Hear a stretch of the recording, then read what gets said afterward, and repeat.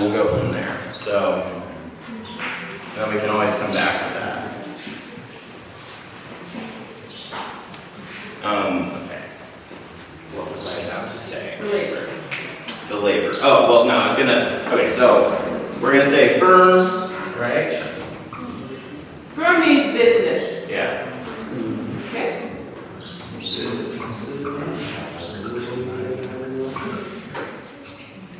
So the idea for them is they want to maximize profit. That's a pi symbol.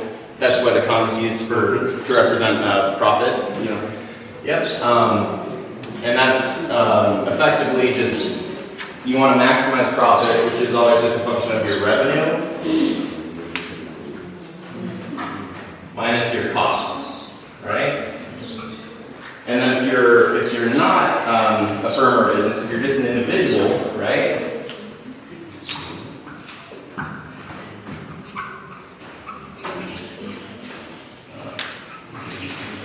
Maximize your utility, and your utility is just it's economics jargon. It's just a word that we use for happiness, satisfaction, all that kind of stuff. But it can also just be like what you have like use of. So, and go with 1,000 for now, because that's easy. And that's going to be, if we're in a world where we have 1,000 things, and we can buy basically oranges, right? And we can represent our budget constraint in this, where you have like 20 bananas would be the max you could spend there. And that would be all of our budget going towards bananas. That's just what this point is here. And then for oranges, we can do 5, right? So we'll do 5 like right about here. Oh, that's not a good 5. You understand why he chose those numbers? Yeah, do we want to just do it really quick? You take 1,000, divide by 50, you got 20. If you got 1,000 divided by 200, you got 5. The max you can buy about 1 item. Right? So if we were to just put all of our money towards oranges, you get 5. If you put all the money towards bananas, you get 20, right? But all of these points in between are different combinations of the two that we could choose, right? So this is what we call the budget constraint. This is effective, that's all we're showing here, is that this is our budget that we can use towards these two different ends. This axis. So what was that? What did you say? You said supply. Well, supply is going to be a separate curve on the same graph. Okay. But so that's we can throw that up here too. So we got supply here, right? And like what Vincent was saying here is, and I think that this will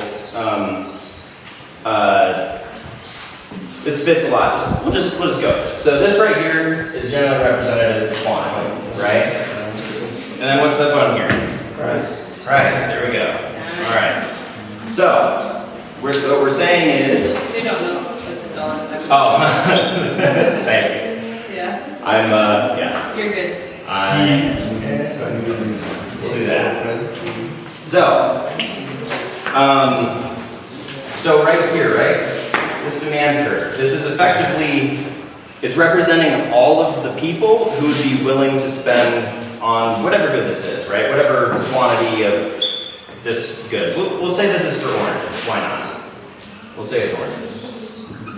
We'll stick with that. So, we've got someone who really likes oranges. Sorry, what was your name again? Joshua. Joshua? Joshua. Okay. Well, let's say you really want oranges. So you're like, I'll spend whatever, you know, you're effectively the highest bidder. There's only one orange being produced, right? You're like, I'll spend all the money on that orange because I really want oranges, right? And that's effectively what this point is representing. And then the more that there are, the more available they are. Like, so say you like oranges too, but you don't want to spend as much as Joshua is spending on oranges, but you'll spend like a little less in taking oranges. right? And that's effectively how all of these points come together to make this line, is you've got, as there's additional units being produced, like if there's a lot of them, like bananas, right? There are a ton of bananas, so people aren't going to be willing to spend as much on bananas because they're so abundant. And we also do seasons of certain fruits. So like oranges, Sure. that helps. There you go. Well, I mean, like right now, like we're saying it's Yeah. 50 versus 200, you know? Yep. So it's cheaper because there's so many more, right? So there's a much larger supply. And we've got the same situation, right? Where we're not going to purchase everything that will be supplied. So then you have, I guess it's called an overage, but it's just, I'm forgetting the technical term right now, but there's additional quantity supplied, and again, we have deadweight loss, right? Where there is an inefficiency in the market here because of this instilled government policy that is now causing there to be too much produced in comparison to what is now people are willing to pay for it. So it's either going up here or it's going down here. Another common thing that could happen are complements and substitutes, which I was, talking to you about. So if you're thinking about we'll go away from oranges for a second, right? Because we've been using oranges a lot, but we don't need oranges. We're going to talk about let's say beans. We'll go with beans, right? So if we've got, because these same things apply to whatever bean service you're working on. The market tends to find this equilibrium point when left to its own devices. Now, if we think about what's something that would complement, that would go with beans? What do you eat with beans? Rice? All right, cool, rice. So let's say that the cost of rice goes down. So rice goes down. Cost of rice goes down. What do you think might happen here?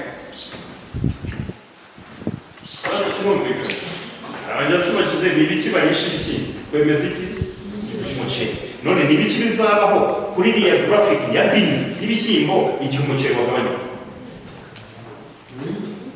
n'iki barisha ibishyimbo twavuze niko twavuze ko ibishyimbo babirisha iki umuceri bizagenda bite kuri iriya graphic niba igiciro cy'umuceri cyagabanutse icyo kibazo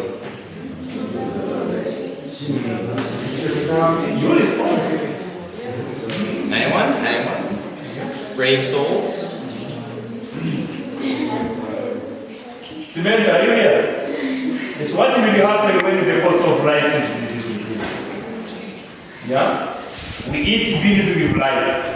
And what will happen when the cost of rice is shifted left? Yes.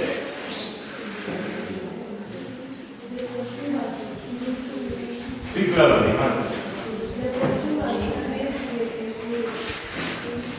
You say there is increasing market for Market volume of rice, right? of beans. Beans?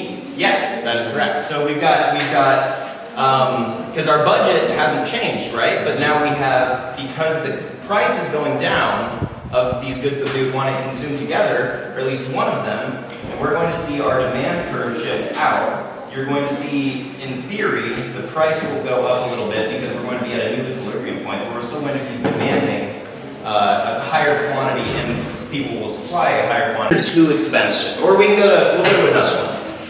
We'll say, He's asking when the beans are very expensive and we still having rice, what is another product we can afford?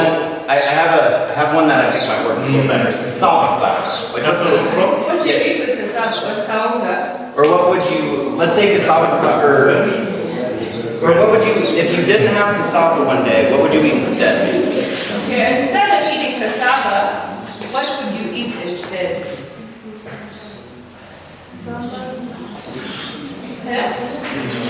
Fish. All right, we can do fish. Sure. All right, so let's say,